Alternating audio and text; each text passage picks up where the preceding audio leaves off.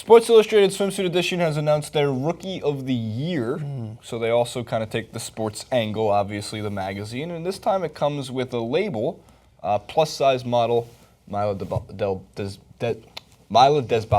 Sorry for that mispronunciation. Myla Dalbesio? Dalbesio? Jeez. Myla Dalbesio. My apologies. And what I find so interesting about this, I want to read the quote first, and then I want to show you some pictures, and then tread some water in terms of how I'm going to explain this. Myla rejects the, quote, plus-size model label at a size 8. Some call Myla an in-betweenie or a mid-sized model, but she has a different label for herself. I'd rather be called a model.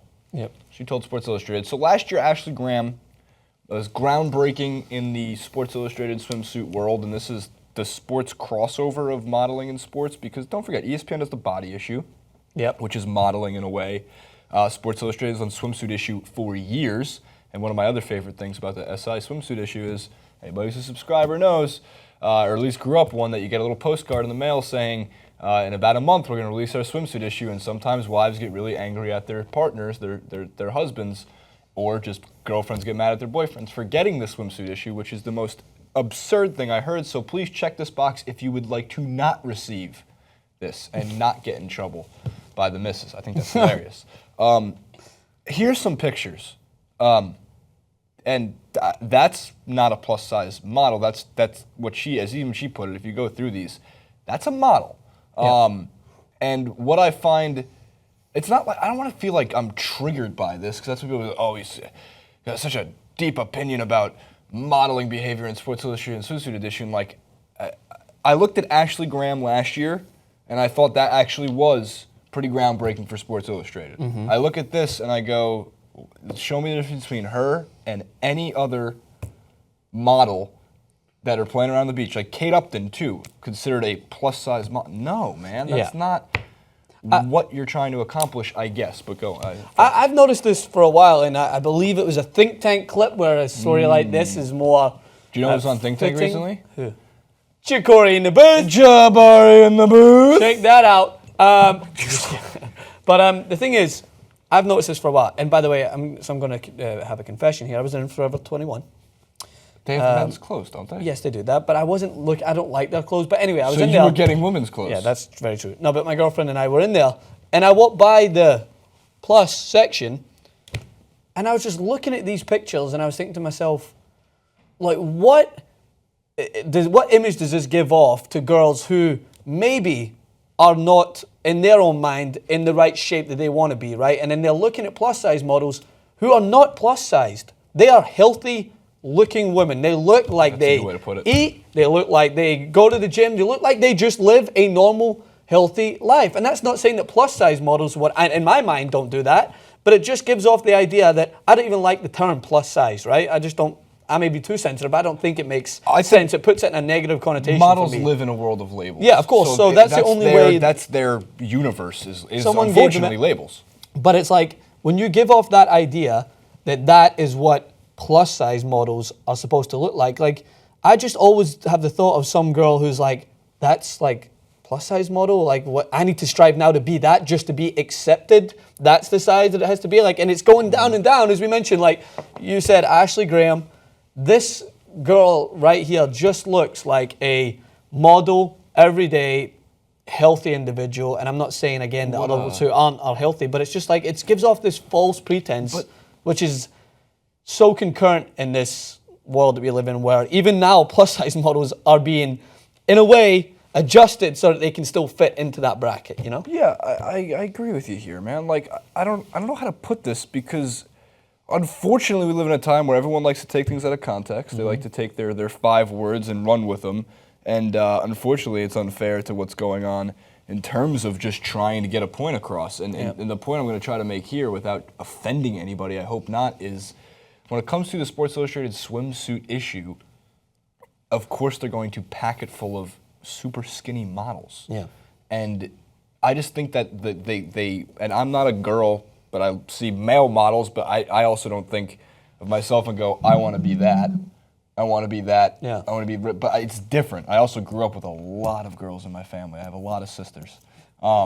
And it's just different. They have a different perspective. They see somebody, and sometimes in their perspective, they want to be that, but they say, I can't be that because of I was born a certain way.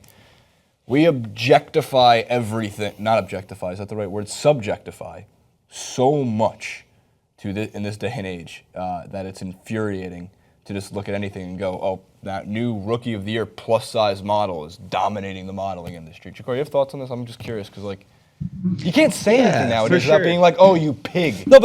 No, I mean, I think it goes like anything else. Like, though they do live in a world of labels, like that's the only one. Like, you're just a model. You know what I mean? If you go on Instagram, if you look at resumes, it says a model with these, like, I've done these things before. It's not, there aren't tall models, there aren't short models, why are the other ones not called slim size models, negative size models? Because in comparison to the average American woman, those are negative size models. Those are smaller than the average person can obtain. Right. So, like, why are Why they they're not not called mini negative models? size, yeah. Yeah, why are they not negative size? It's weird to, like, qualify them as, like, with an asterisk almost. Like, you're technically models, but you're the plus size. Nah, you're just a model, yeah? You're not a plus-sized airplane pilot. You're just a pilot. Yeah, doesn't matter whether you're flying fucking private jets or you're flying jumbo jets. Like you're just your title of your job. You know, it's a weird, unnecessary label. I think in that regard. And also, god damn, she is fine as shit. Yeah, the only thing plus size about it was the cannons on her chest. Right, exactly. That's absolutely. But like, shout out to all body acceptance. Our president's gonna be like, we're gonna send her overseas. We're going to have her fight for us. We're going to fight for America.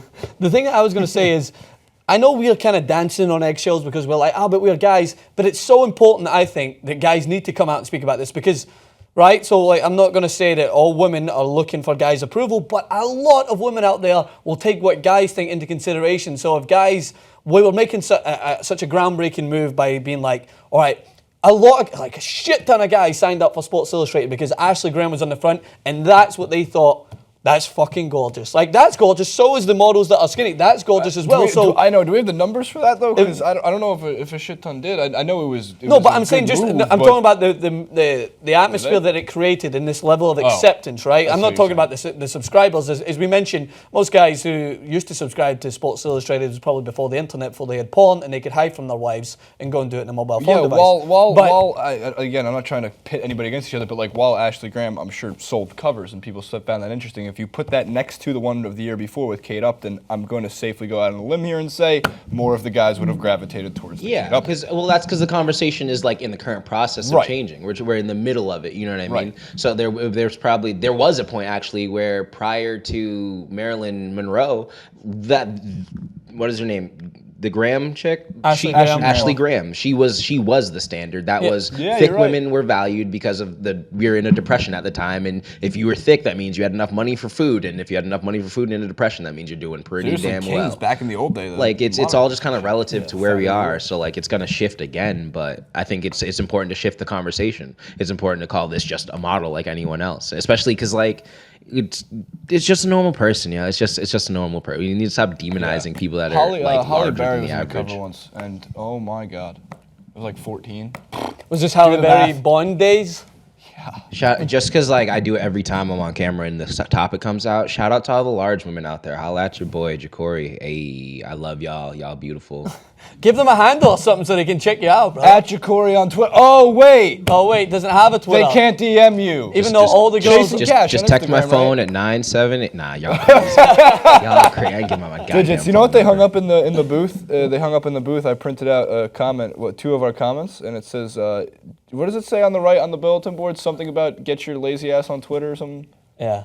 It's because he's got, like, all they know him now is this voice of reason. Yeah, Jacory, quit fucking around and get a Twitter. Right, that's it. And it's from Just a Fucker, by the way. That's the name, screen name. Because they know him as just this voice of reason, this voice of, like, smooth radio sexiness that just comes over the mic and provides some opinion. So they want to put a face to the name, and you got to give the people what they want. It's just teasing them. It's always shocking when we put a face to the name and we just Photoshop Griffin's face on the Jacory, and they go, I just never expect that.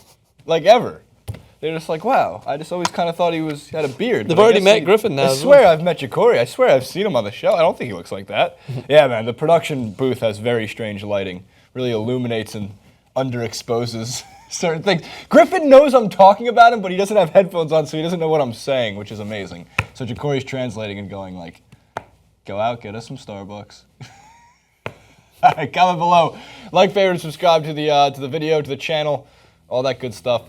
We are almost at 333,333 subscribers. 333. That's as big as the Dow, hitting 20,000. That's what we're looking for. Dow's hit 20,000. I didn't even mean the rhyme, but I'm a poet and I don't know it.